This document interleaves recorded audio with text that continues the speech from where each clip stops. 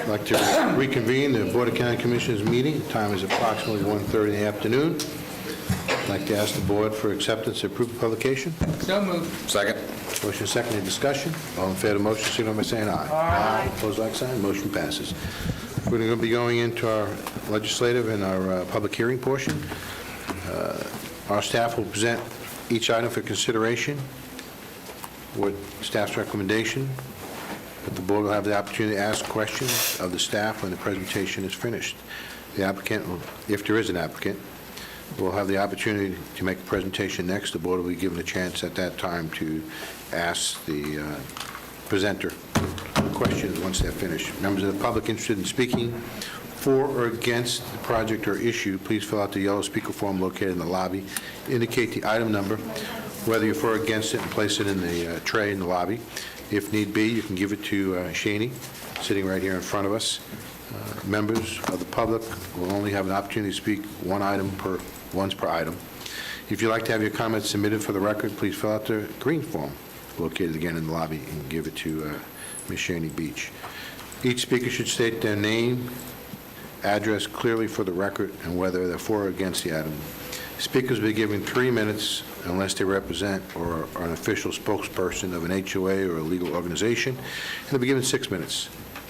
If the board has any questions regarding the speaker's comments, an opportunity will be given once the speaker's time has expired. Speakers should limit their comments pertinent to the information regarding on the agenda item. The clerk is required to retain all documents, photos, drawings, and anything that's presented to us so that we can have a clear record of this meeting. So if you show it to us, please be prepared to leave it with the clerk. Once all the speakers are heard, the applicant will be given an opportunity to rebut if necessary. It's not another presentation, it's just a rebuttal. Once the public hearing is closed, the matter will be put in the hands of the county commissioners for discussion, recommendation, and/or motion. Following a motion or a second, the board will be in discussion. Once the vote is taken, commissioners who do not cast a vote will be considered in voting in support of the motion. There is no quasi-judicial part of this meeting, so I will not be reading the rules for quasi-judicial. With that, our first legislative public hearing item is item number 39, which is net buildable acreage. This time we hear from staff. Please introduce yourself. Good afternoon. For the record, Mary Moskowitz, Planning and Development Services. This item is to consider an ordinance amending the text and introduction element of the Seminole County Comprehensive Plan and amending Chapter 2 definitions and Chapter 30, Part 70 supplemental district regulations of the Seminole County Land Development Code and to amend the definition of net buildable acreage. On November 9th, 2021, the BCC voted to transmit the text amendment to the introduction element of the Seminole County Comprehensive Plan for net buildable acreage. To provide consistency with the comprehensive plan, on March 2nd, 2022, the Planning and Zoning Commission made the finding of consistency for the proposed ordinance to amend Chapter 2 definitions of the Land Development Code. In addition, the recommendation includes deletion of Section 30.1359 of Chapter 30, Part 70 supplemental regulations, as this is an outdated and unused methodology for calculating net residential density. The definition, as shown here on the screen, has remained unchanged since transmittal. The amendment does include the termination date of June 14th, 2022 for the current definition.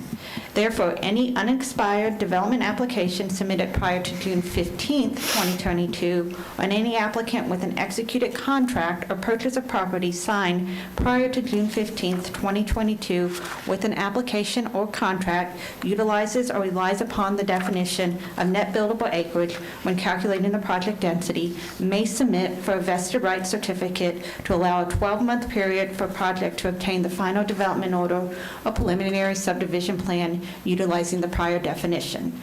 The vesting procedures for this are described in the resolution, which is the next item on your agenda. Staff has also included the map, shown here on the screen, to be included as an exhibit in the comprehensive plan. On March 3rd, 2022, we received a letter from the Department of Economic Opportunity of no comment on the text amendment. Staff recommends the Board of County Commissioners adopt the proposed ordinance enacting the comprehensive plan text amendments to the introduction element in the Seminole County Land Development Code, revising the definition of net buildable acres. This concludes my presentation, and I'm happy to answer any questions you may have. Thank you, Mary. Any questions for the board to the staff before we go to the public? No? Thank you. Shani, do you have any written requests? No, sir. Is there anyone in the public that would like to speak to the board on this item? Please give those forms to Shani. Are there anyone else? And Cynthia, please give us your name and address for the record, even though we know you. Okay, so I'll be formal today. Cynthia Holler, 1731 Beacon Drive, Sanford. I appreciate the work the staff did on Net Buildable, and I just wanted to thank them for that. So that's all I have to say. Thank Thanks. you. Anyone else in the public? Okay. Anyone else in the public before we close public input? Public input's now closed. Now we'll go to board discussion. Board members, direction? I'm just happy to see it and move for approval. Second. We have motion second. Any discussion on the motion? Seeing none, we'll call the question. All in favor of the motion signify by saying aye. Aye. Opposed, like sign. Motion passes. And I also want to thank staff. I know we ask a lot of you all from time to time, and just want to thank you for all your hard work. Thank you. Item number 40 now. Okay, if you're ready. Yes, ma'am. Okay, so good afternoon. For the record, Mary Moskowitz, Planning and Development Services. This item is to approve and authorize the chairman to execute a resolution amending the Seminole County Administrative Code to amend Section 30, Economic and Community Development Services, and to amend Section 20, Fee Resolutions. The resolutions provides for procedures to allow property owners and applicants to apply for vested rights certificate to allow for a 12-month period for projects to obtain a final development order or preliminary subdivision plan utilizing the prior definition of net buildable acres. It also establishes the application fee for $500. The key important dates for the resolution are today, April 26, 2022, adoption of the resolution. June 15th, 2022, is when the new definition would go into effect. June 24th, is the suggested date to have the vesting certificate applications filed. July 8th is the deadline to file the vesting certificate. July 15th, the last date for the certificate to be signed by the county, and August 15th, the last date of appeals. Like other vesting programs, we will advertise these dates on our website and in our lobby, and we will email all of our stakeholders and utilize our social media platforms to get the word out. Staff recommends that the Board of County Commissioners approve the resolution. This concludes my presentation. I am happy to answer any questions you may have. Thank you, Ms. Mary. Any questions from the board? Commissioner Zimbauer, then Commissioner Herr. Go ahead, Commissioner. Coming off of this morning's conversation, how do we define all of our stakeholders? So, and this is a slightly different than the previous conversation because we're dealing much earlier in the development stage. So we generally know who our developers are.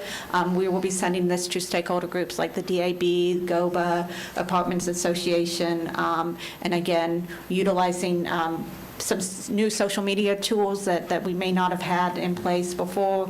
We're finding we're getting a lot of feedback utilizing those sites. So we will continue to work with community relations on getting the word out that way. So is it possible for us to notify anybody that's done a development in the last 5 years? Yeah, last so 10, whatever unlike, that may be? Yeah, unlike the building department, our list of applicants is much smaller, and I don't think that we will risk the same technology difficulties that they have. We get much fewer applications. So how are we defining that?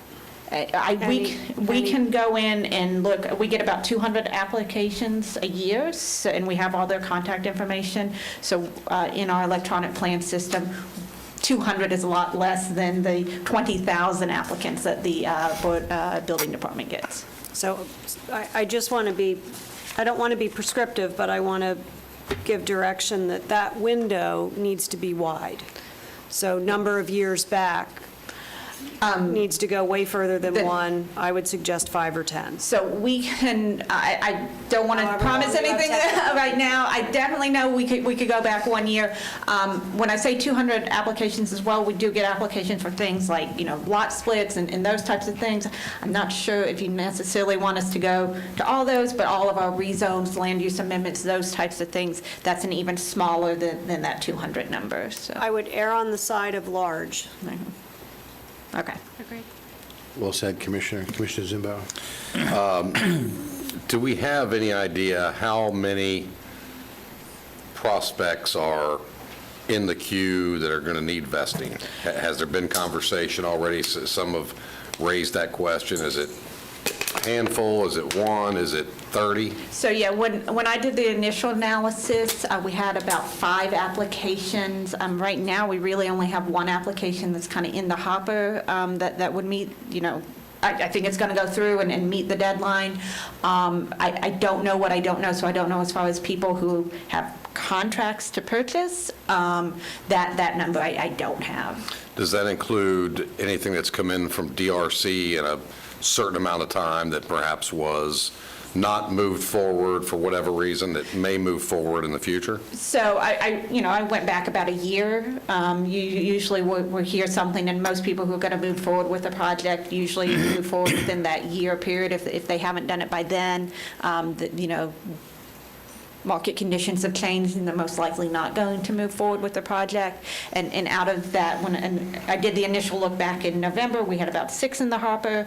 I did kind of a super quick look before I came up here this afternoon, and I just saw 1 that was kind of moving forward. But I did not go back like 5 years now. Okay, great, thank you. That's all I have. Thank you. This time we'll go to public. Shani, you have any requests? No, sir. Anyone in the audience who'd like to speak either for or against this item, please? For or against? Seeing none, we'll close public input. Ask for board direction. Commissioner Constantine. Mr. Chairman, I don't want to belabor it, but as the other commissioners said, this is a much smaller set of a greater subset or a smaller subset of greater set. I don't want to see the same thing happen that happened this morning, and we're not talking about, a minor change in impact fees for one person. We're talking about somebody that this could significantly, as we pointed out, 15% increase in density, and that's a pretty important thing. So we want to just make sure that every single person that could possibly be affected gets the word. And if somebody comes up, we almost want to document what we tell them, even though this is a short period of time, document with anybody if they ask a question. We want to make sure that we write it down and we get them to sign it. So they have. Commissioner, I think you made a very well point. Very good point. Okay. Thank you very much. And with that, I'll move approval. Second. There's a motion and a second. Any discussion on the motion? All in favor of the motion, signify by saying aye. Aye. Opposed, like sign. Motion passes. Thank you, Mary. This time, move to item number 41, which is Dealers.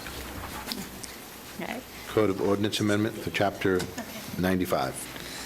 I know you guys are tired of hearing from me, but good afternoon. For the record, Mary Moskowitz, Planning and Development And Services. for the record, we're not. Thank you. And vice versa. This item is to consider an amendment to the Code of Ordinances, Chapter 95, Health and Sanitation, and Chapter 120, Junk and Junk Dealers, in order to define the term junk vehicle and to clarify the code enforcement procedures for junk vehicles on private property. Chapter 95 and Chapter 120 both deal with the procedures for removing junk and abandoned vehicles. However, the definition and procedures for these chapters vary. The purpose for this amendment is to provide a single definition for junk vehicle and to consolidate the enforcement of junk vehicles on private property into Chapter 95, and the enforcement of junk vehicles on public property will remain in Chapter 120. The revised definition of junk vehicles provides code enforcement officers guidelines on evidence they can use in making the determination if a vehicle would be considered a junk vehicle. This includes, but is not limited to, a motor vehicle or vessel having a valid license or tag. An additional amendment clarifies that vessels are included in the definition of vehicle. This ordinance was reviewed by the Seminole County Sheriff's Office and their code enforcement officers. Staff recommends the Board of County Commissioners approve the request to amend the Code of Ordinances, Chapter 95, Health and Sanitation, and Chapter 120, Junk and Junk Dealers, in order to define the definition of junk vehicle and to clarify the code enforcement process for junk vehicles on private property. That concludes my presentation, and I'm happy to answer any questions that you may have. Great. Any questions from the board? Seeing none, we'll go to the public. Shani, you have any written requests? No, sir. Thank you, Shani. Is there anyone in the audience that'd like to speak either for or against this item? Anyone for or against? Public input's now closed. We're going to go to board direction. Commissioners? Commissioner Zimbauer. I just want to thank the legal staff for cleaning this up. I know we've spoke about this a couple of years ago, and we've been dealing with this on numerous occasions, so thank you all for bringing some consistency between the chapters, because that was very, very confusing to many, so thank you all very much. Commissioner Herr? I think I asked the question in briefing yesterday as to whether or not the code enforcement officers have weighed in, and more importantly, the legal department that they report to has weighed in as to whether or not we think we have enforceable language. Mr. Chipak? For the record, Paul Chipak, Acting County Attorney. Yes, we've been in contact with the Sheriff's Office, both the code enforcement officers and their legal staff, and we have the thumbs up from them that they have no issues with the proposed language. Direction from the board. Move approval. Second. Motion, second discussion. Seeing none, we'll call the question. All in favor of the motion signify by saying aye. Aye. Opposed, like sign. Motion passes. We'll now move on to item number 42. Mary, you're not going to present this one either?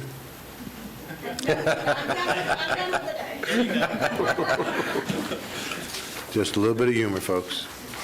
Sometimes it's necessary. We'll hear from staff, which is Alan Harris. Hey, Alan Harris, Chief Administrator for the Office of Emergency Management. Item number 42 is for you to consider changes to Chapter 20 of the Seminole County Code. The changes include 20-01, definitions adding backyard breeder, bear-resistant residential refuse containers. This is consistent, just adds consistency across where our bear-resistant code is. It just adds consistency here in the animal and fowl chapter. Community cats, community cat caregivers, kennel license, non-community cats, and the definition of secured structure, again, for the bear resistance, just to make sure it's consistent in both sections of the county code. In section 20-17, it adds a TNVR program, trap, neuter, vaccinate, return program in Seminole County with supporting partnerships. Some of our partnership agencies are here today. Pet Alliance of Greater Orlando is here, and they've been a great partner with us. Spay and Save, and then Spay Nation as well, so they're here with us today. Changes to section 20-20, damage and destroy. This protects individuals who have experienced injuries or sustained damage from a cat. Section 20-21 is odors. This adds a protection for equestrian acreage from complaints related to odors. Livestock is already protected in this section. There's a change to 20-83. This is standards of care. It adds an anti-hoarding section to the code and sets a limit of 6 dogs and 8 cats per household without a non-commercial kennel license.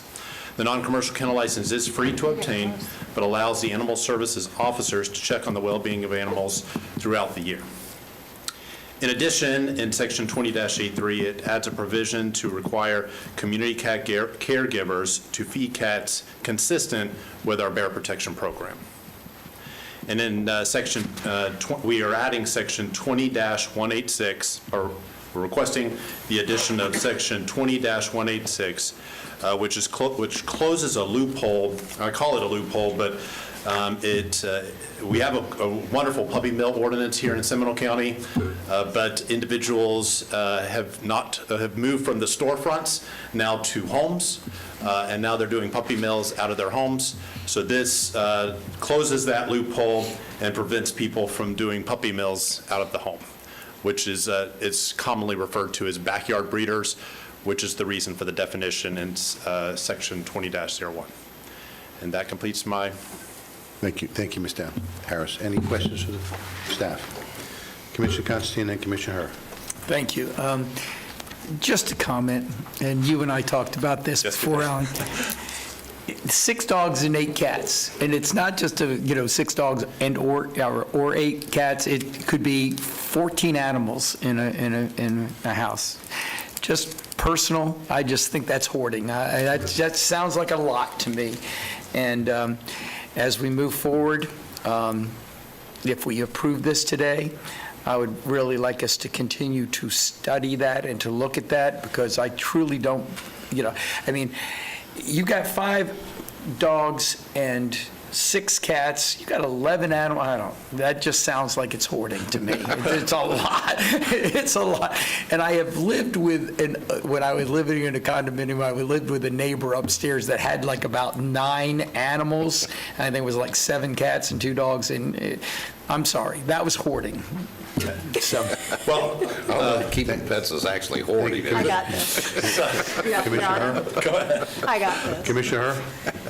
So we're starting from a place of there's no limits right now. right, I agree. And it was pointed out much earlier in this conversation through a whisper that I am dangerously close to the dog limit. I do have your eyes on me. I'll stop the recording. I do have 5 on a fenced acre, and we won't go into that.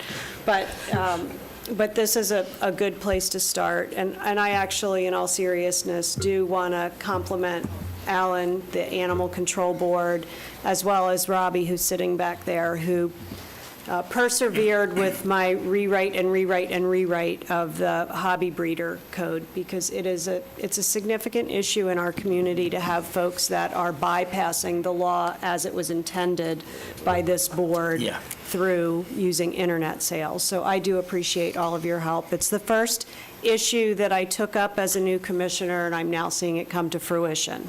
So that's cool. So, Chairman and Commissioner, I did want to respond to first, and I am sorry and thank you. I have with me today Robin McHugh, Assistant County Manager, and Carol Coleman, the Administrator for Animal Services. I'm sorry I did not introduce you all.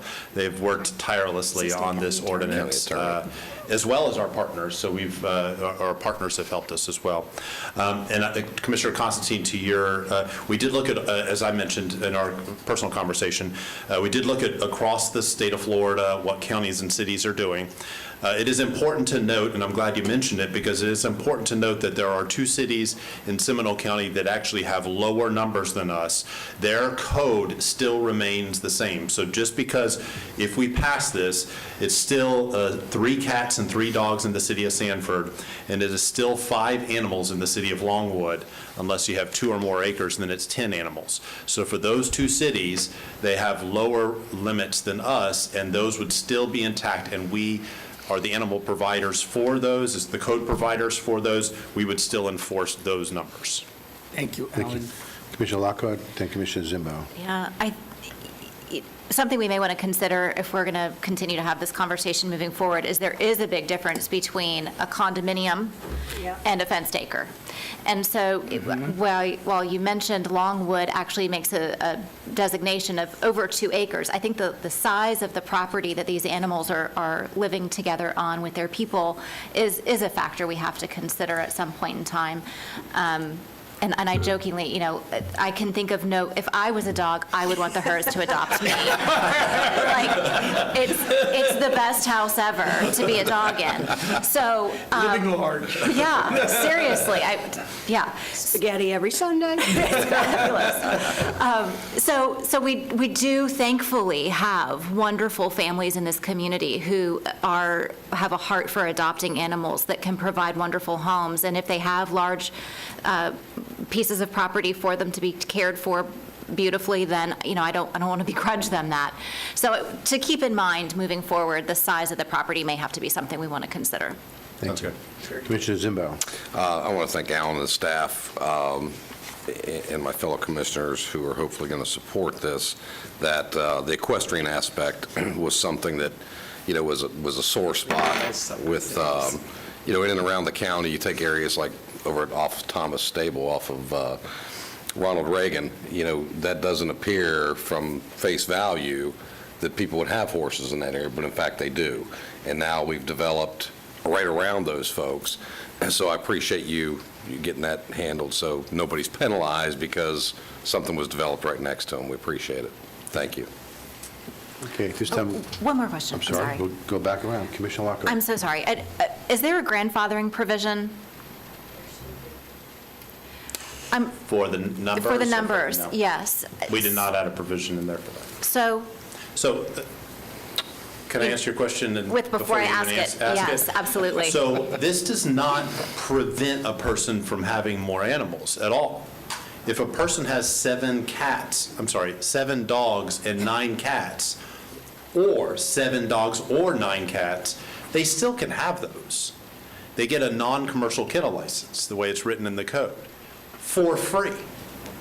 All this does is allows the animal control officer to check on the well-being of the animals once a year. Got it. Understood. And the There only, you go. You're going to have to get a commercial or a non-commercial kennel permit. Can we just stay focused just a little bit longer? Commissioner Constantine? and the only thing I just wanted to finalize on this, you did say we were at the higher end. You looked around We are. the state, we are at the higher end. So as we go forward, I love the idea of the size of the lot or the condominiums and other things. Just take all of that in consideration as we continue to go down this road. Yes, sir, definitely will. Thank you. Okay, any other discussion? Commissioner Herr? I move to approve.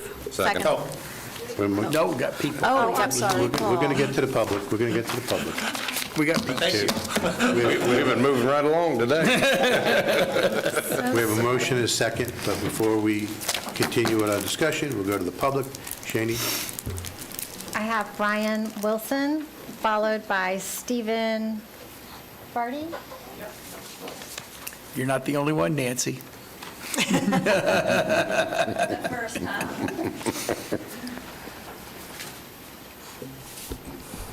Good afternoon, Commissioners. Brian Wilson, 702 Heather Lane, Winter Springs. I really want to thank y'all for bringing this forward and obviously the support you're showing here at today's meeting, and especially thanking, Alan Harris and all of the staff with Animal Services. This law is going to bring Seminole County into more alignment with both our surrounding counties as well as the contemporary thinking of Animal Services, that community cats are here, they're going to be here, no matter how much we try to do other things. This is the solution that seems to be the best, both in terms of public opinion as well as the welfare of the animals. So thank you all so much for doing this, and thank you to staff for bringing such a great bill forward. Thank you. Thank you, Brian. And thank you for serving on the board. Next. Shani? Great. Stephen Barty, followed by Andrew Once I Hart. heard approve, I really didn't have anything to say. I left all my notes back there, but thanks. We've been doing this at Pet Alliance Excuse me, sir. in Orange County. I'm sorry, I didn't say my Can you name, get did I? your name and address for the record? Stephen Barty, I'm the Executive Director of Pet Alliance of Greater Orlando. My address is 818 Stetson Street, Orlando. But I'm the Director of Pet Alliance. We operate in Seminole County. This is a great ordinance. We've been doing this since 2018, and in the areas that we target, we're not seeing kittens come into the shelter. We're not having to euthanize cats. So that takes a great burden off of animal services staff that don't have to do that. We've done more than 6,000 cats, and we do them every Friday at our spay and neuter clinic since November 2018. So thank you for supporting this. We greatly appreciate it. Thank you. Thank you. Andrea Hubbs. Hi. Hi. I'm Andrea Hubbs. I'm a member of the Seminole County TNVR group, the Trappers. I would say, yeah, it got approved. I don't have to talk, but I just thought I'd talk briefly just to give you guys a little idea of what we've been doing. Do I pass this out, or does someone else pass all this out? I made a little packet for some casual reading. You guys get bored at night. It talks about our numbers, and then what I did was I collected a bunch of letters, some letters that some of the residents we've been helping have written us. And I was putting this together last night, and it really made me excited because I've been wanting this program, gosh, for like 10 years or more now. And just to go over the numbers real fast, I won't go over the letters, you can do that on your own. But so far, we started in November. Thank you. The number of residents we've helped is 73. The number of cats we've TNVR'd is 272. Kittens in foster care or kittens that have been adopted already, 72. Number of cats that were actually on the euthanasia list that we've been able to pull out, 63. And I'm very active in doing that with Al Adams over at Seminole County. And literally over half have been they're up for adoption or been adopted out. And I started a barn cat program for the ones that wouldn't really probably do well in a home. So that's going well too. So it's kind of neat because it's, instead of the alternative of euthanasia, we're finding places for the cats. And then I'm also, I know it's not part of our TNVR because it's not trapping, but we did get a call from somebody who's a hoarder, and they had 34 cats and kittens in a 2-bedroom apartment. So I've been helping them, thanks to Pet Alliance. They've been great. They've been helping us. So this is my last week doing that, thank goodness. But anyway, that's 34 cats. I let them keep a few, and I have gotten them fixed at Spay and Save before they move. So because I was like, you can't have them back until I get them fixed. So we're all about that. But if you have time to read the letters, it talks about people. Their experiences with the feral cats, and it's kind of neat to read some of them because it's almost like the feral cats have become kind of like a family to them, even though some of them never thought they'd get involved with this, but they're really grateful that they have a resource now to turn to get the cats fixed, because every time you talk to somebody, even like the people who are disgruntled, like the neighbors to the people with a zillion cats, when I tell them we're fixing them, getting them vaccinated, they're so happy that they're not going to keep reproducing, and that's the main thing. They just don't want a bunch of cats running around. As long as they're spayed and neutered, they're okay with it. So we're also educating people along the way. We're not just there to trap. We educate them about the process with the cats and how it's unhealthy for the females to have litter after litter, and how it stops the male cats from fighting so much, and, spreading of disease, everything else. So that's part of our program too. Thank you. So the letters, like I said, they talk about, right now we're funding ourselves. Thank goodness for Spay Neuter Nation and Spay and Save and Phyllis. They're keeping us afloat, but we're basically flying by the seat of our pants with the funding. So we would eventually, I know it's a process, but get funding from the county for this as other our surrounding counties have. Because if you read some of the letters, they really do think it's a valuable resource, and they're happy they have someone to turn to now to try to fix the problem. So thank you for passing the ordinance, and I hope, again, I know it's a progression, but I hope again we can build on this and build the program. And I think what we've done so far, because we've been doing this for less than 6 months, I feel like we've accomplished a lot, and we're ready to accomplish more. So anyway, thank you for your support. Appreciate it. Thank you. Janie? Nancy Harmon. Ms. Harmon? Good afternoon, Nancy Harmon, 752 Pioneer Way, Geneva, Florida. I think this whole thing is great, except for one part. And it's because in my neighborhood we have this problem. It's agriculturally zoned, residential, 5 acres. The people have, and animal control's been out there, but say they can't do anything. There's 2 horses, a couple goats, ducks, blah, blah, blah, blah, blah. The people never clean the property. The horses defecate on old hay, and then they put hay on top of that hay. For my neighbor, the flies and the odor is unbelievable. So I think where this says, if it's section, and maybe I'm reading it wrong, but it's section 2021, odors, It says if you are on property zone for agricultural purposes, I think there needs to be something in there that says bona fide agriculture, because then you would be talking about your cows and something maybe like that. But on these properties that people will, in this case, they've only given their horses an acre. They're not even using the full 5 acres for the horses. That's another issue. So I really think we need to have something in this code that protects people in the agricultural areas from neighbors who are not properly caring for their animals and not considering their neighbors and the flies and the stench that comes from not maintaining clean property. To me, that's unhealthy for the people and it's unhealthy for the animals, and I consider that abuse. But under this ordinance, the way it's written, they're exempt, from what I understand. Thank you. Thank you. Anyone else, Cheney? No, sir. All right, ladies and gentlemen, we have a motion, a second. Is there anyone else in the audience that wishes to speak on this that has not put in a card at this time? So, Alan, you've heard all the suggestions and everything. I think that all of them have been, good suggestions as you go forward. The only other thing is, why only 6 dogs and 8 cats? Why isn't it 7 and 7? Give Commissioner Herr the ability to get another dog. You can get a non-commercial kennel license, we'll get it for you. For free. And the only other thing I'm looking at is the fact that, how many animals, we do, there are other types of animals, birds, rabbits, things of that nature. I mean, there should be a limit as to how many total animals there might be able to have in a house, not just a category of animals. Anyone else have anything, Commissioner? Yes. Well, I wanted to have someone address Nancy Harmon's concern. It's section 20.21 on page 675, line 260. Yes. My edit. So on 260, we specifically wrote that it is equestrian property on 1 acre or more caused by equines. So if a person has an equestrian farm and the goats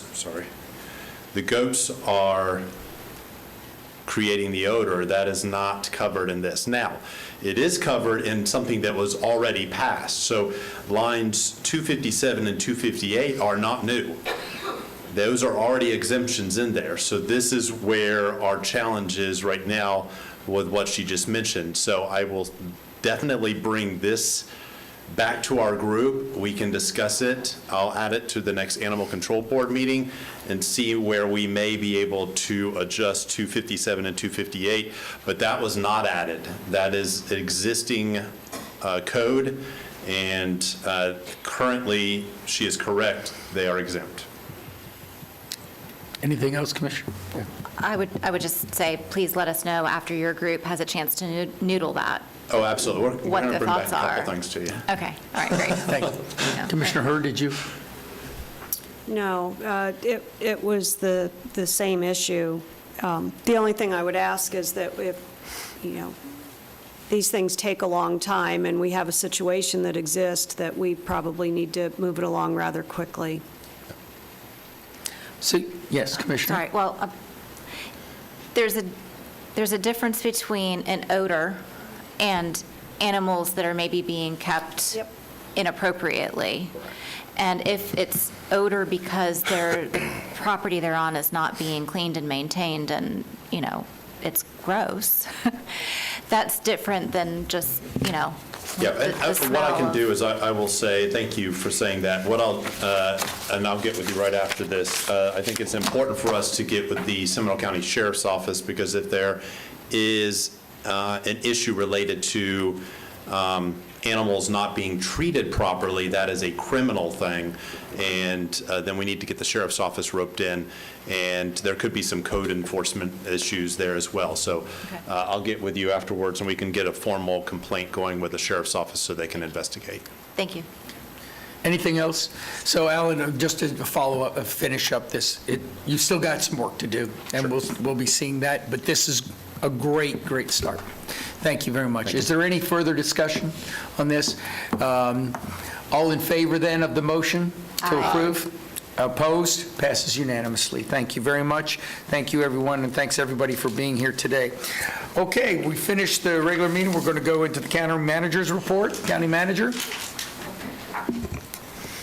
Thank you, Mr. Vice Chairman. I believe the chairman has, maybe he passed them on to you, the letters for consideration. He may bring those up under his report. Yeah, we'll leave that to his Right. report, yes. Okay. At the next meeting, I'm going to ask that, or before the next meeting, I'm going to ask that Ed Delapart, our outside counsel on environmental and water issues, come here and explain what's going on with the outstanding Florida Springs proposed rule and also the Deer Run Cup issue. I just want to have Ed explain where we are and get comments from all of you so that we're all on the same page as those two items move forward. And I talked to Dennis in Environmental, and he certainly agrees it'd be a good time to do that.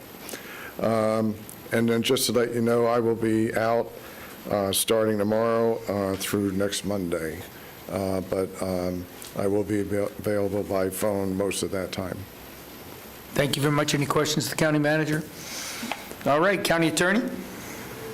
Excuse me, no report at this time. All right.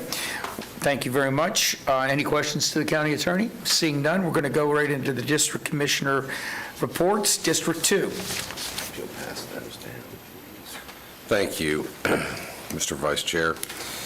So this past week, I attended the Walmart Health Center ribbon cutting here in Sanford on 1792.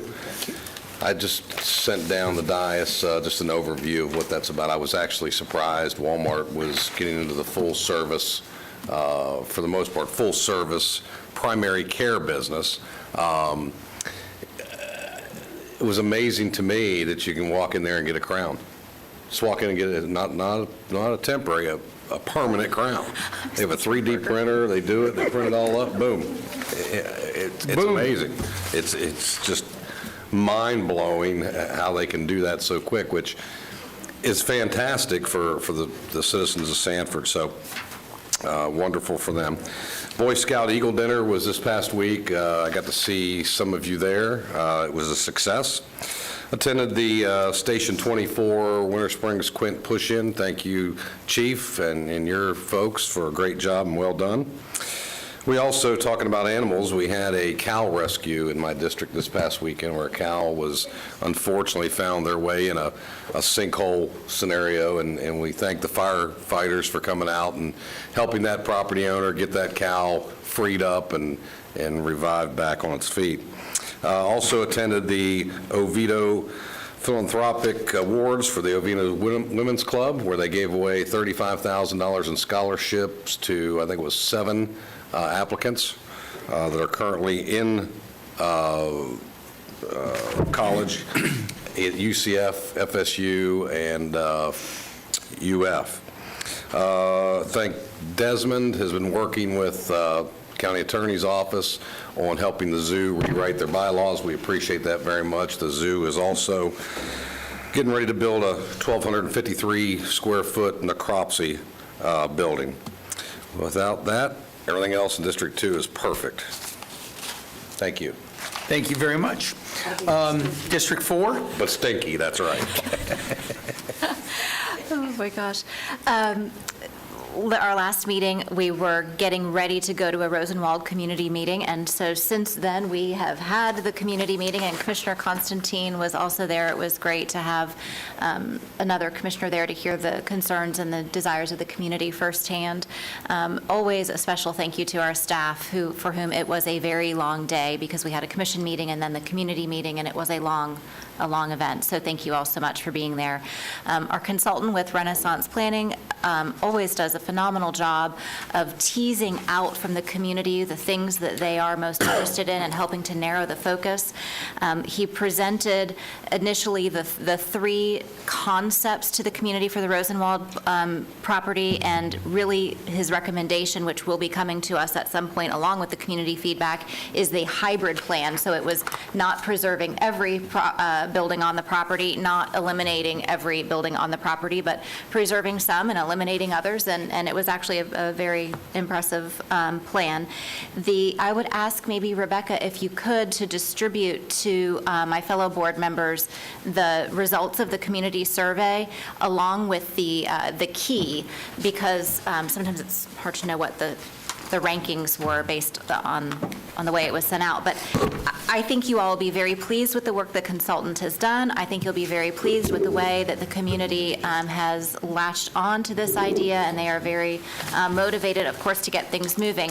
One of the hardest things to communicate was the process that is in place anytime you do something in a governmental sphere, and the idea of rezoning and requests for proposal and the time that it takes to do all of that. And so there was a little bit of antsiness on the part of some folks when they heard that it could be years before this actually comes to fruition. But we're well down the road in the planning phase, so that's good. I'm excited to have that come back to us.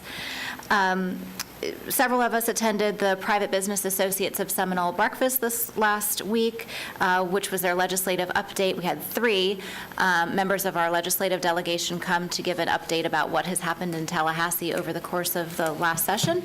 And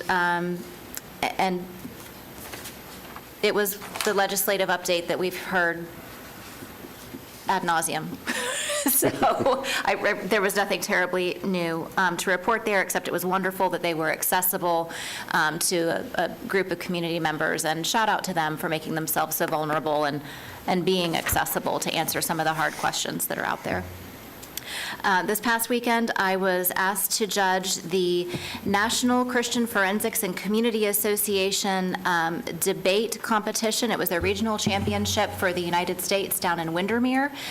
It was really phenomenal. It's a group of high school students that some people play baseball, some people, these kids are debaters, and they absolutely knocked it out of the park with so many of their arguments. And I will tell you, this association does a wonderful job of preparing and equipping students with a particular worldview to express their arguments with truth and grace. And I took away some notes because all of us could learn from some of these students and their debate tactics and the way that they very gracefully challenged one another in their positions. So shout out to that organization and to the students who participated. They did a wonderful job. This next week, we'll be attending the Lake Mary State of the City program. I'm sure many of you will be there as well at the Lake Mary Event Center on the 28th at 7:30 in the morning. And then, of course, the National Day of Prayer is May 5th, and there will be opportunities all across the county to pray for this nation. I will be at the All Souls Chapel at 11 o'clock there. So welcome anyone to participate in any of those activities around the county. That's all. Thank you. Now moving on to District 3. Thank you very much, Mr. Chairman. A couple of things. First of all, at the Wakava River Basin Commission meeting that we had recently, we had an update on the progress of the Beltway and certainly the Parkway, and it looks like that whole project, and we see it coming over I-4, trying to connect right there with 417. It's going to be completed and no later than July of '23, which would be a great thing. Also, for Mr. Humphreys and others that have come in concerned, they had another report concerning the animal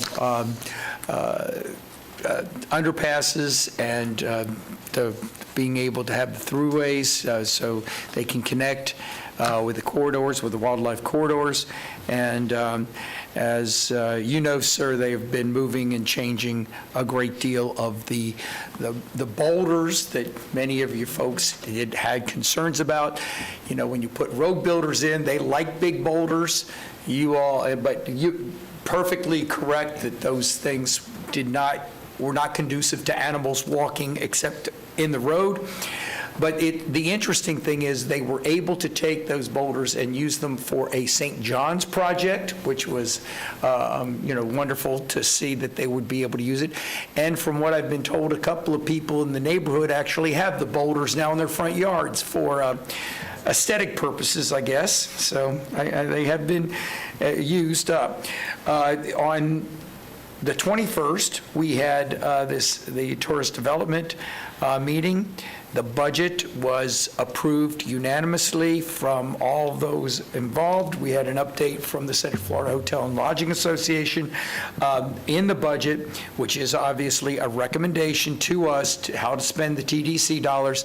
Was part of it was $325,000 to the zoo, which was approved unanimously.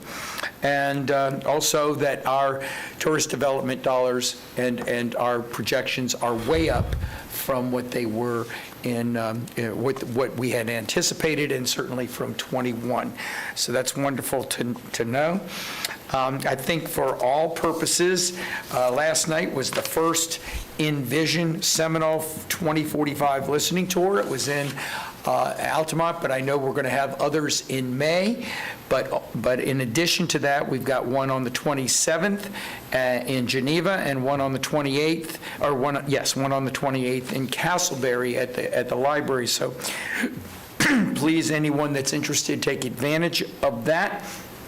I know the chairman will probably be talking about the Veterans Appreciation Luncheon this week also. I did want to bring up a couple of things. I did ask the county manager concerning the new law when it relates to solar power, and if that was going to affect us in being able to utilize, especially with the net metering and other things, solar panel, because I've had comments from individuals. I know that individuals are going to have a concern, but I'd also heard that government entities may have a problem, but I was assured that that is not the case, and we can continue on with that and would not have to be concerned about the future use of that from our own attorney's office. Also, many of you have asked or had seen the Florida Association of Counties request for volunteers and committees that I'm forming as the incoming president. I did want to let you all know that I would love to have each of you, if you want to be part of a committee. So please just let me know, or let Ginger know, Ginger Delegal of the Florida Association of Counties, if you are interested, because I would love to have all of you involved in a committee and separate committees, so we have a voice in many of them. And I think the chairman's bringing up the last meeting, we talked about Utilities, Inc., which is now Sunshine Water Services. I do think that it's time for our staff to investigate the possibilities of, and we've talked about this, but the possibilities of purchasing all or part of that particular down in the Sweetwater area. And I would just like us to at least concur to the county manager that he can start investigating that, if that would be possible. I would support that. Any other discussion on that? Commissioner Lockhart? So investigate, in your mind, encompasses how broad an investigation? Investigate means looking into the possibility of whether or not it is available for purchase, what it would cost, whether there are others that might be interested in purchasing it, anything that would provide a better service for the citizens that they, and better environmental protection for the Wekiva area. So I'm not asking any specific outcomes. I'm just asking for them to look into the possibility. I have heard, for example, that it is ripe for purchase. I have heard also that others are interested in it. So I don't want to get into more details other than that, but that's why I'm saying I'm certainly not an expert in buying and selling utilities and all that it's involved. I just would like our staff to investigate. I don't have a problem with doing some preliminary homework. I just know that we've got a lot going on in our organization right now, and I don't want staff to feel like they have to, Commissioner Lockhart, you're right. Our staff is very busy with a lot of different things going on. Not trying to give them anything new to do because their hands are full. No disrespect to them because they're doing a lot. Right. And every time we have meetings, We they always give them more to do. More stuff to Yeah. do. I have no problem with staff looking at this from a cursor respect, but to actually get into the weeds, I think they need to bring us back something before we get into the actual weeds. I think that's what the commissioner is thinking about. That's what I'm asking, and I did ask the county manager before I brought this up as to whether or not, they had the wherewithal, et cetera, and he said if the commission approves that he feels that they can have the time. And Commissioner Zimbow? Would this not be right in Delaparte's wheelhouse to assist alongside maybe some of our continuing consultants? It would be him and another consultant, and we can do a cursory review of, the advantages and pitfalls Sure. of the effort, so. Okay. I think that's what I'm hearing here, Mr. Applegate. That's, And also, I'm not trying to assume anything, but I think that's what we're hearing here, Mr. we do have a consultant on board for that area, in doing one, and that's Rob Reese. So he'd also potentially be part of that. We can do a cursory review of it. Okay. Anything else, Commissioner? Yeah, that's okay then, without I objection? believe there's consensus to do that. Okay, good, perfect. The last thing is, and I need help, and Christina, Christina's not here right now. One of the benefits of being the president of the Florida Association of Counties is that you are able to give a scholarship to a worthy student. And the parameters of that are that we want to make that scholarship for a student of an employee of Seminole County. And it's a $2,000 scholarship, no questions asked as to where they spend the money on. It's done by the Florida Association of Counties. But what we're looking for is any employee that has a senior in high school that has been approved and will be accepted going into a university here in Florida. It does not have to be a state university, but a university here in Florida is eligible. And it will be given out in late June. All the details are with the HR department, and so I would just ask any staff that's out there that's looking, we'd love to have your application for your student, your child. And Commissioner Lockhart? Could it also be a technical or state college, or does it have to be a four-year university? I don't know. It just says a Florida university. That's what it says as part of the scholarship criteria from the Florida Association of Counties. We can find out that I'd love answer. that. Yeah, that'd be great. But, there's got to be some employees that have seniors that are going to college. I'm sure they do. Oh, yeah, I'm sure there are.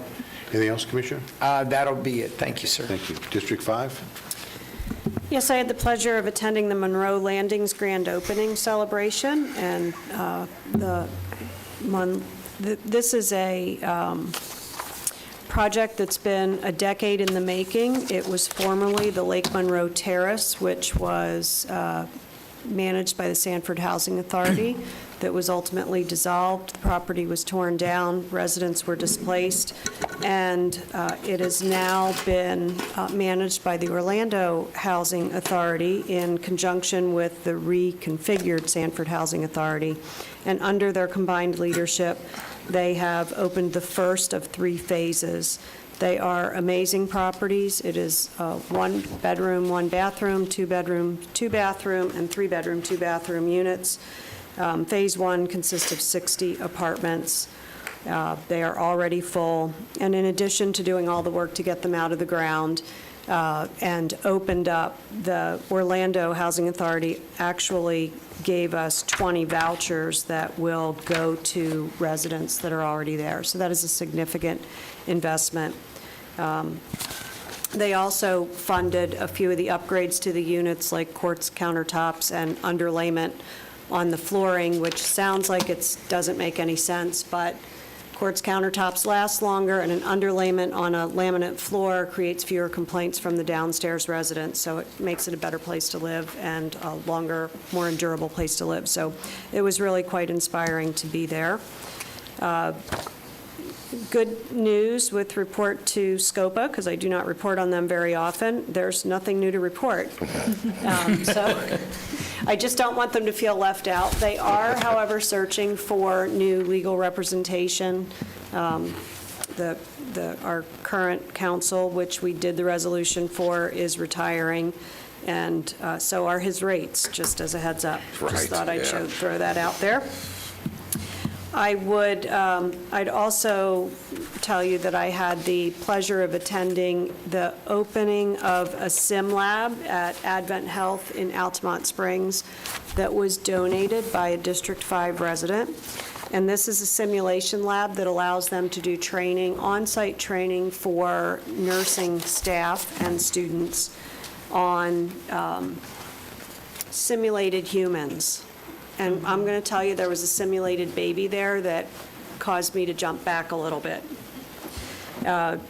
It is an amazing donation and brings training to the forefront right here in our community, so we're not transporting our Seminole State nursing students that are at Advent Altamont off campus to go to be trained. So significant improvement.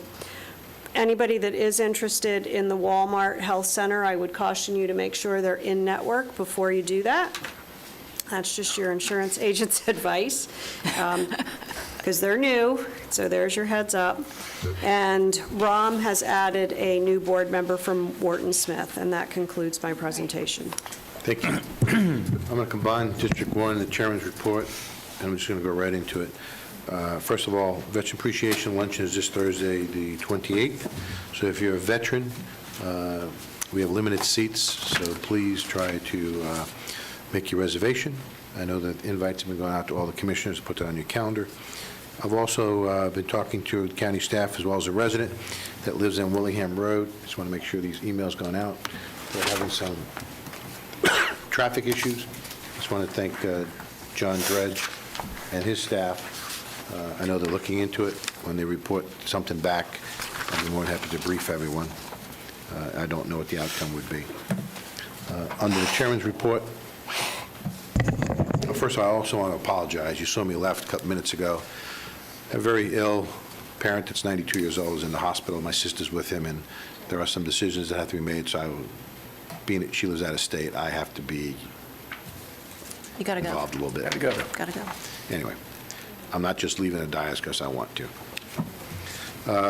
Seminole County Utilities has recently been awarded the American Water Works Association Best Taste Drinking Water Award for Central Florida region. I want to congratulate Elsa Williams and the team. So, job well done. I know that we take them for granted, but we always expect the water tap, when we turn it, to flow and to taste well. So I want to thank them for their hard work. So congratulations.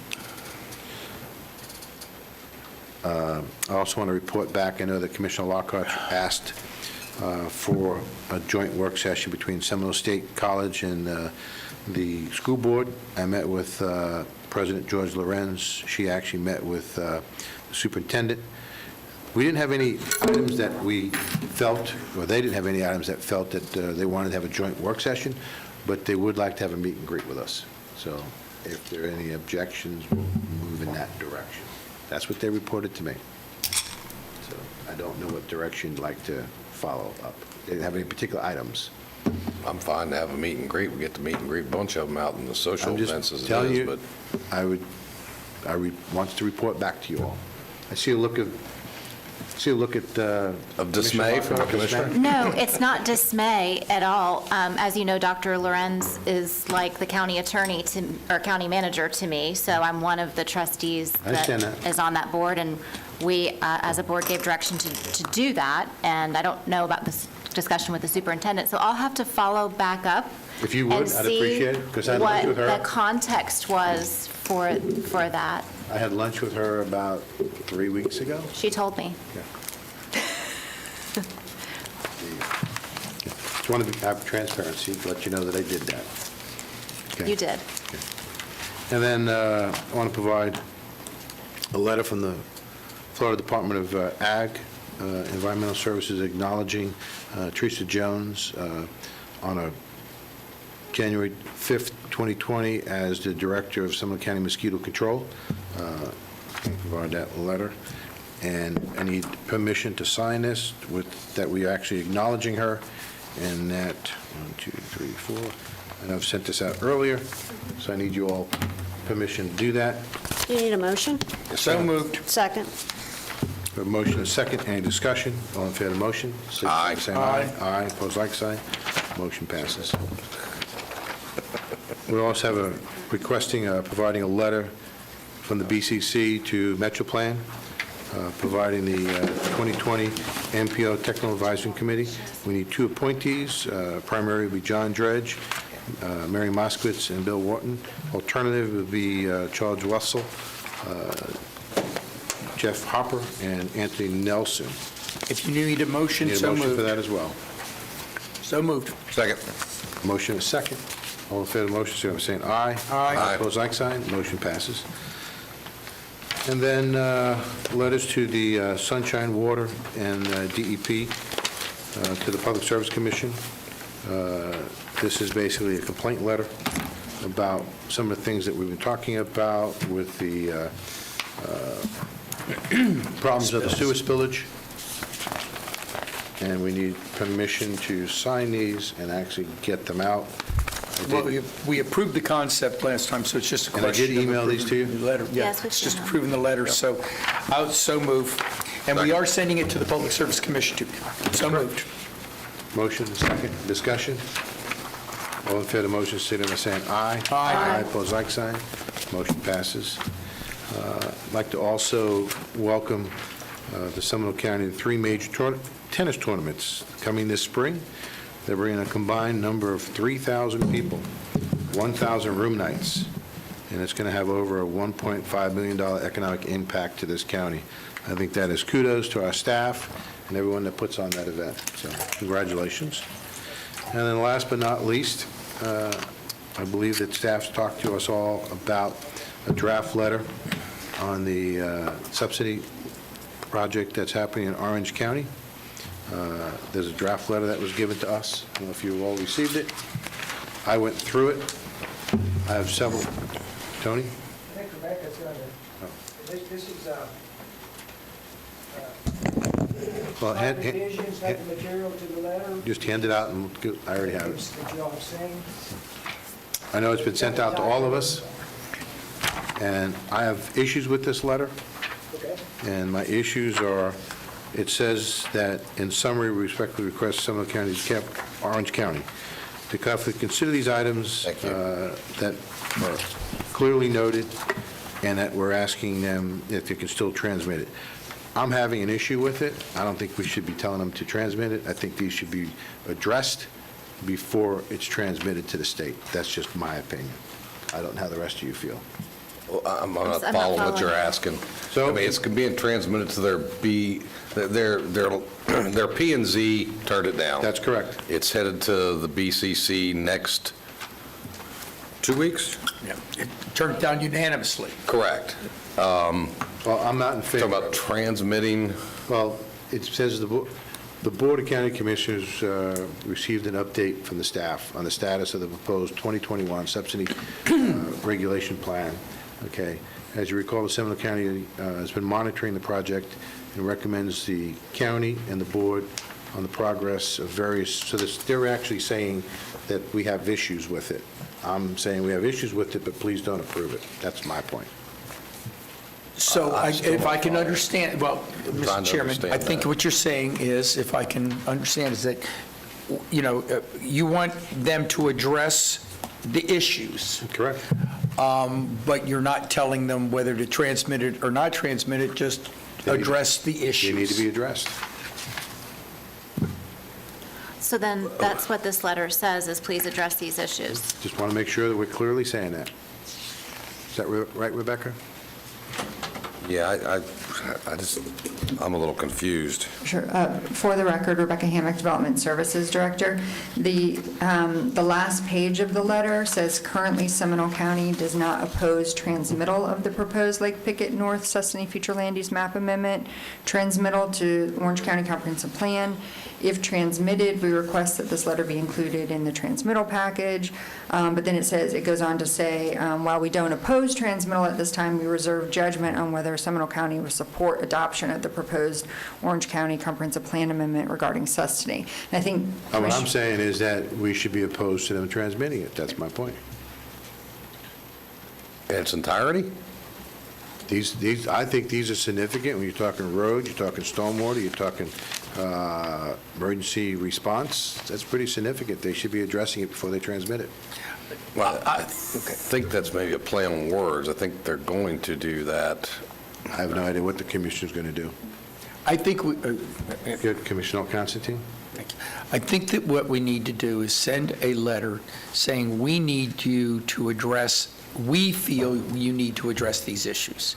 It says that. And but I don't know if we want to say, in this third paragraph from the end, does not oppose transmittal or the pros. I mean, just. I would remove that. Yeah, that's what I'm the saying. part. I don't, because we have to, we're not telling them what, to do this or, to send a letter or not. That's, I don't think, our position and should not be our position right now.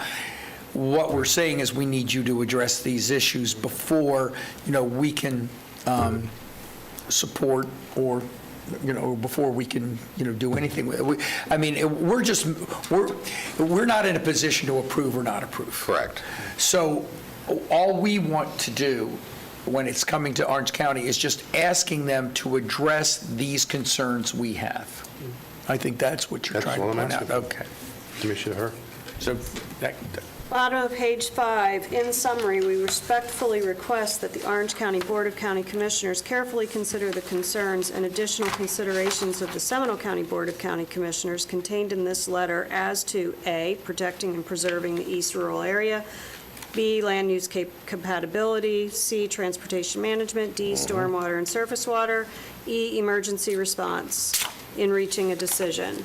And I do concur with Commissioner Constantine that if you strike that first sentence from the second paragraph on page 6, the paragraph still stands. If submitted, we request. Does that get it there? That gets me. that's fine. Take that one sentence That out. first sentence. Good job. Is there a motion to approve those changes? So moved. Second.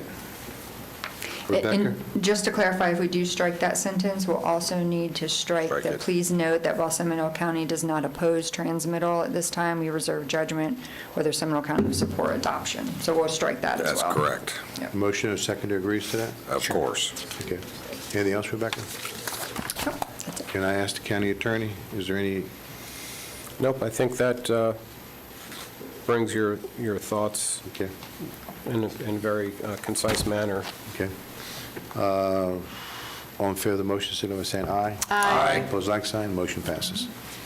Okay, that's all I have. I just want to make sure that, Mr. Applegate, do you have anything else you want to bring back?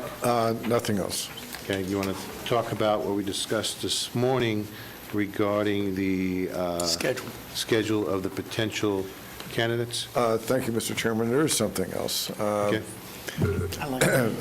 Per our discussion, it looks like we're cleared for the week of May 23rd. I know all your assistants now have the dates blocked out on the calendar. I've concurred with Bob Slavin at lunch. He's now confirming those dates, and he'll be prepared to make a report the first meeting of May. And so hopefully with that schedule, early June, you'll have the chance to make a selection when the process is done. Do we need to look at either canceling or rescheduling a county commission meeting? I talked to Rebecca, and as of right now, there does not seem to be a problem in canceling the second meeting in May and using that day if we have to have some part of the process. Again, it's fluid. We'll work out the details, but it would help if we don't have a meeting on that Tuesday. Well, please let us know. Okay. And then we can make those changes publicly. Right. And, Mr. Chairman, concerning the question that Commissioner Lockhart had about the scholarship, it's a college or university, and it just must be accredited institution of higher education in the state of Florida. Great, thank you. Anything else, Mr. Applegate? Well, just to talk about May 23rd. Sure. That's a possible special session for property insurance. So this is where we're getting confused, because I think the interim county manager is referring to the week of the 23rd, but the dates that are floating around are the 25th, 26th, and 27th. Right.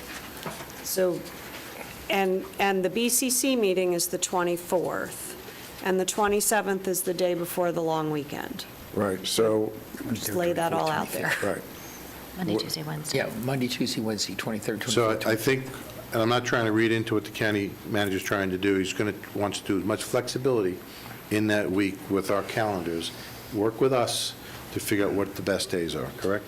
That is correct. I'm And I trying. suspect you got to work with the candidates. True. That is correct. I'm trying to balance the. Us. And Great. possibly candidates. So I wish I could be more specific right now, but I just can't. Understood. Okay. It's fine. Anything else, Mr. Applegate? We'll be flexible. I don't believe so, Mr. Chairman. You reserve the right. I do reserve the Yeah, right. absolutely. Mr. Chipak, do you have anything else? Nothing further at this time. Okay. Go to the future agenda items, Shani Beach. Or any written requests for future agenda items? I don't have anything for future agenda items. I do have a couple of speaker forms. Okay, just let's move on to public. I'm trying to make sure we have no future agenda items first. Commissioner? I need a little bit of direction. I deal with traffic calming requests. John and I deal with traffic calming requests just about 2, 3, 4 times a week. But I don't bring them here and share them like that. So is that a deficit on my part that No. I'm not doing No, it's that? not. No, because I don't Okay. bring mine either. I'm just trying to be a little, and no disrespect to anyone, I just want to let people know what I'm working on, that's all. Okay. So you don't have to do it. You guys probably don't want me to do it. That's I'm just okay. warning you. That's fine. I'm just warning you. Yeah, I mean, if each one of us. I have 20 Right. calls a I mean, week about everything. garbage, but I don't bring it up. I just don't, when I bring those up, I don't want it to come as a surprise. You're not surprising us. Okay. Just that, Willingham Road, people are getting a little vocal, and they wanted to get with Work everyone. harder so I to thought I'd surprise you on bring it up to something everyone, that's all. Okay. Thank you. Before we move on, let's go to now public comments. Ms. Beach? Okay, I don't know if they're still here, but I have Catherine Christie and David Walsh who wanted to speak. I don't believe they're here. They're not here, okay. But are they here? They're not? She just said, yes, I I'm didn't see here. you in the back. Yeah. Go good? Okay, okay, thank you. So now we have Nancy Harmon.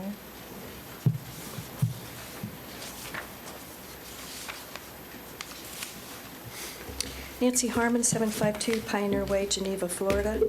I want to just go on the record that I'm really disappointed that you all are agreeing to allow, or to, what I would say, support Orange County and their development of Sustany. That's not what we're doing. Well, that's what it sounds like to me when you say you're allowing them to go ahead and go forward with No, we did it. not do that.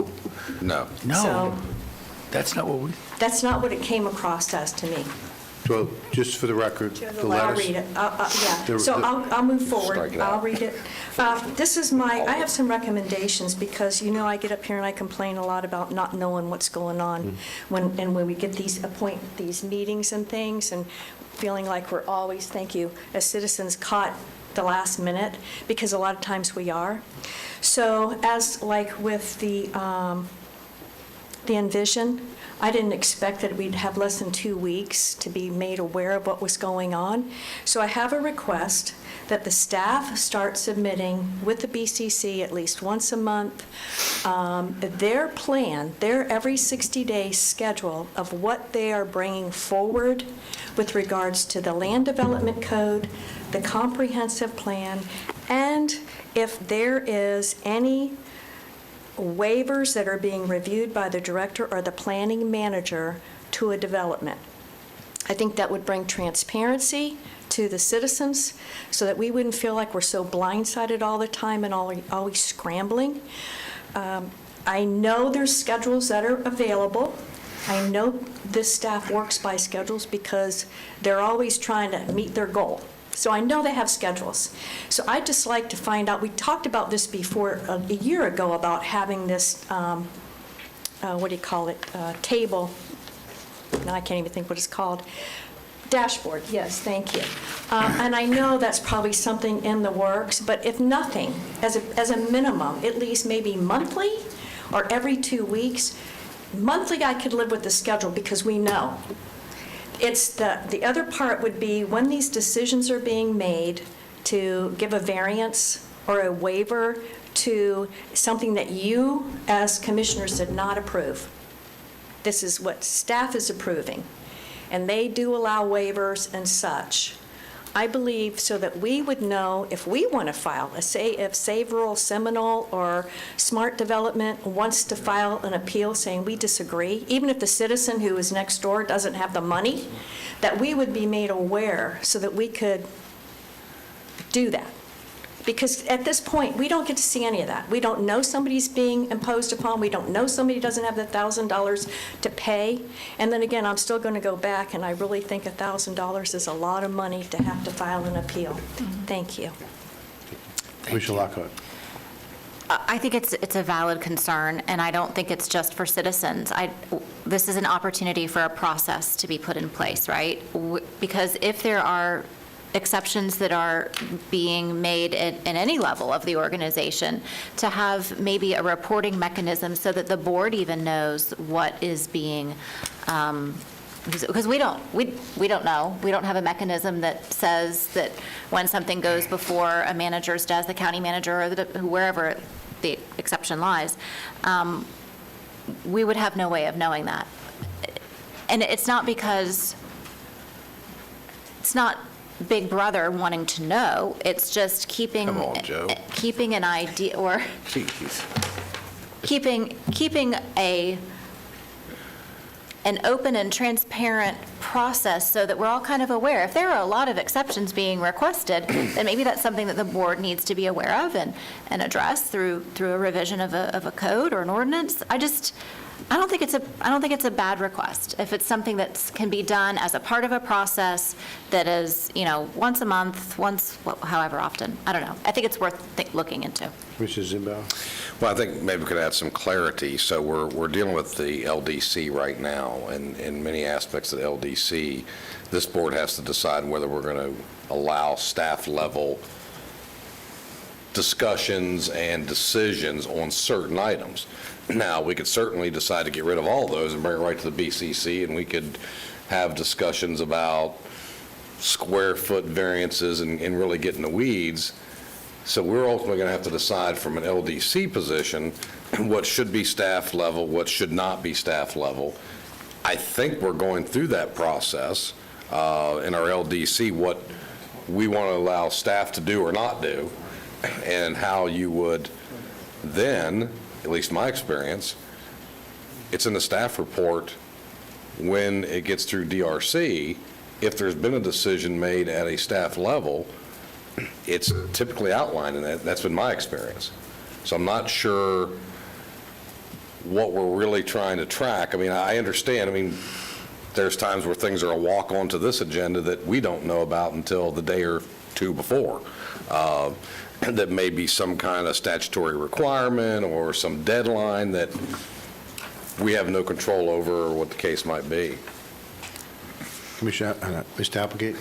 If I could suggest, if you would allow me the opportunity to sit down with Nancy and get more detail and maybe map something out to bring back to the board. I have no issues with that. Yep.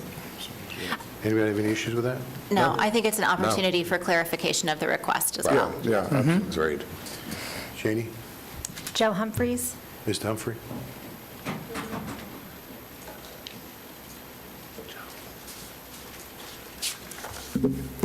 Joe Humphreys, 883 Cardinal Point Cove. Just to kind of dovetail with what Nancy said, and most of you have been gracious enough to take time out of your calendars to come out and visit with me out on location, talking about the realities versus the theoreticals. And that's kind of where we are. And again, going back to, again, the one that I've drug you out to the woods to see is a prime example, I think, of what Nancy's trying to point to. I was engaged with that process as much as anybody was, but at the same time, I was kind of dealing with family issues and running back and forth to Ohio to take care of my, suffering mother. So I couldn't be here for every possible meeting that was going on. As you all said, and as I had when the commissioner was out there, the chairman, there was some docks into Lake Markham that were approved. I've yet to talk to anybody that can tell me who actually made that approval. I immediately went to St. John's Water Management District, assuming that fell under their purview, but then they came back and said, no, it's not, because its bottom is owned not by the state, but locally, so therefore it's a county decision. We attempted, my former president of my HOA had tried to get permission for a similar kind of a dock for our property and was denied, because it's a conservation easement. And as our new natural resource officer came out and said, this is a very wonderful marsh and that we should definitely try to protect. I worked with the original developers, trying to come up with a plan that satisfied their needs for the development, at the same time protected the resources and obviously our vested interest in the location. So again, and as was brought up at a previous meeting about being able to challenge and come back and any decisions that have been made, but again, I can't challenge something if I don't know it exists. I trust the staff to be able to make a lot of these decisions. I don't think you guys should be burdened with every single change that needs to be made. You have to hire a staff, trust them to do their job. But there needs, and again, going back to Commissioner Zembar's question, how we design that. Again, I think we all want efficiency for you, for the staff, for developers, for the public stakeholders. So I appreciate the opportunity to try to come up with a plan that maybe we can present to you. Thank you. Thank you. Cheney? No more. We have no other written requests. Anyone else in the audience that would like to address the board? Anyone else? Commissioner Lockhart? Well, I just if I could ask a staff member maybe to get from Mr. Humphreys the approval of that specific dock, because I believe it was approved by this board as a part of the development order and the plating process. So, because when I was out there with you, we discussed that. And maybe if you wouldn't mind getting with Rebecca before you leave, and we can send him the actual documentation of when those docks were approved, that might put that mystery to bed. Okay. Any other items before we adjourn the meeting? I have one. Yes, ma'am. And it's a future agenda item, and so it'll be coming as a future agenda item, but I think we've had a couple examples today of how this could be beneficial, and to have to wait 2 weeks to then have to wait another 2 weeks. We have our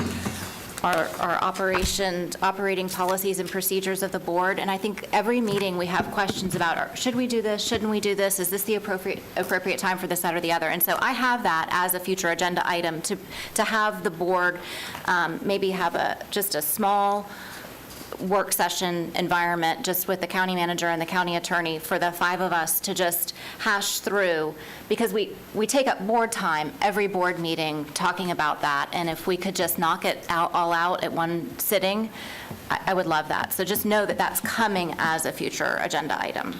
Yes, Commissioner. Just for clarification, are you suggesting we should follow it? I've highlighted some special parts in I think it. that's what you're, I don't disagree.